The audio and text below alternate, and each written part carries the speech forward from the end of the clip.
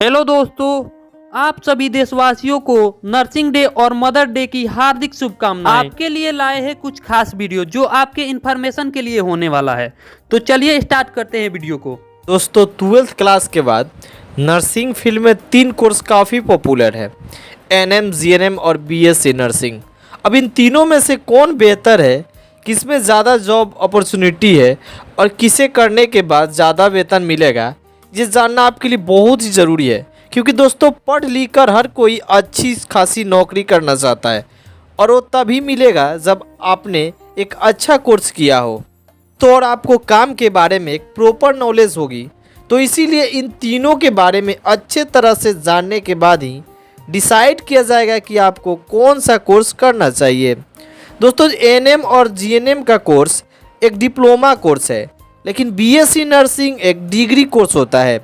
चलिए एक एक करके इन तीनों के बारे में जान लेते हैं, फिर बाकी सवालों का जवाब हम बाद में बात करेंगे।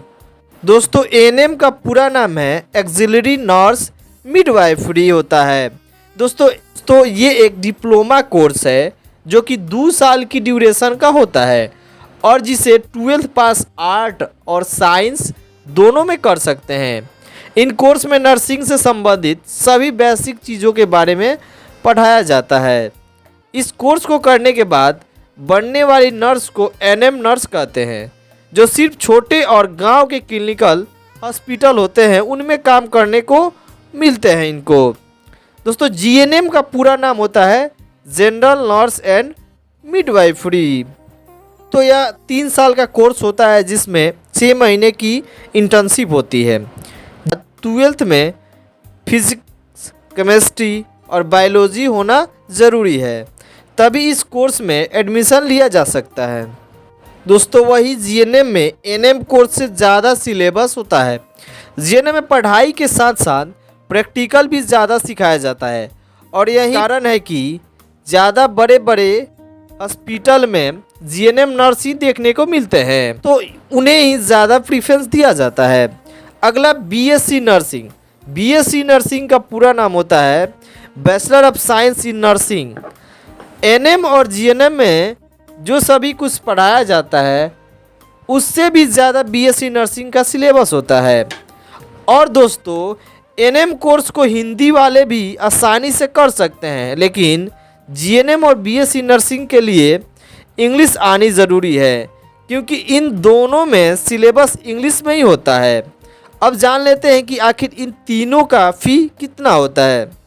दोस्तों जैसे एएनएम कोर्स इन तीनों में सबसे कम ड्यूरेशन का होता है तो उसकी फ़ी भी कम होती है, तो जीएनएम की उससे ज़्यादा और बीएससी नर्सिंग की सबसे ज़्यादा फ़ी लगती है। दोस्तों एएनएम का टोटल 2 साल का खर्चा 1 लाख से 1.5 लाख के बीच में आता है, वही जीएनएम का 3 साल का खर्चा 1.5 लाख से 2 लाख के बीच आएगा और बीएससी नर्सिंग का 3 लाख से 4 लाख के बीच में खर्चा आ जाता है। अगर किसी अच्छे प्राइवेट से इन कोर्स को आप करते हैं तो लगभग इतना या थोड़ा सा ज़्यादा बढ़ सकता है। दोस्तों अब बात करें इनके कार्यों की, तो दोस्तों कार्य तो लगभग इन तीनों का सेम ही होता है। एनएम कोर्स का मकसद सिर्फ नर्सिंग से संबंधित छोटे मोटे काम सिखाकर नर्स बनाना होता है, जिससे कि यह डॉक्टर की हेल्प कर सके और छोटे मोटे काम जो हॉस्पिटल में होते हैं उन्हें देख सके। लेकिन जीएनएम और बीएससी नर्सिंग में ऐसा नहीं होता है। दोस्तों इसमें एक नर्स को भी काम सिखाई जाती है, जिससे कि बड़े बड़े हॉस्पिटल में बड़े बड़े डॉक्टर्स के पास रहकर नर्स काम कर सके। वही हॉस्पिटल में मरीजों की देखभाल से संबंधित सभी तरह के काम वे देख सके।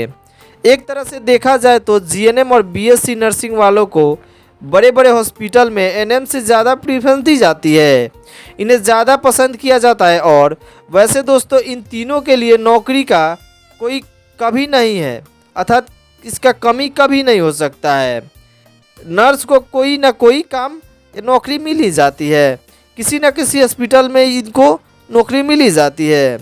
वेतन की बात करें तो एनएम को प्रति माह 10,000 से 12,000 लगभग वेतन मिल जाता है, वही जीएनएम और बीएससी नर्सिंग वालों को शुरुआत में 15 से 20 हज़ार रुपये लगभग तक की सैलरी मिलती है। आपके पास 3 से 4 साल का समय हो तो जीएनएम या बीएससी नर्सिंग आपके लिए बेस्ट रहेगा, क्योंकि जीएनएम और बीएससी नर्सिंग का कैरियर आपके लिए बहुत ऑप्शन खोल देता है। इसके बाद अगर सरकारी नौकरी के लिए भी अप्लाई करेंगे तो उसमें भी जीएनएम और बीएससी नर्सिंग वालों को प्राथमिकता दी जाती है। बाकी दोस्तों, आपको ये वीडियो अच्छा लगे तो अपने दोस्तों में ज़रूर शेयर कीजिएगा और साथ ही साथ चैनल को सब्सक्राइब कर दीजिएगा कि ऐसा इन्फॉर्मेशन आप तक पहुंचते रहे। मिलते हैं अगले वीडियो में, तब तक के लिए धन्यवाद।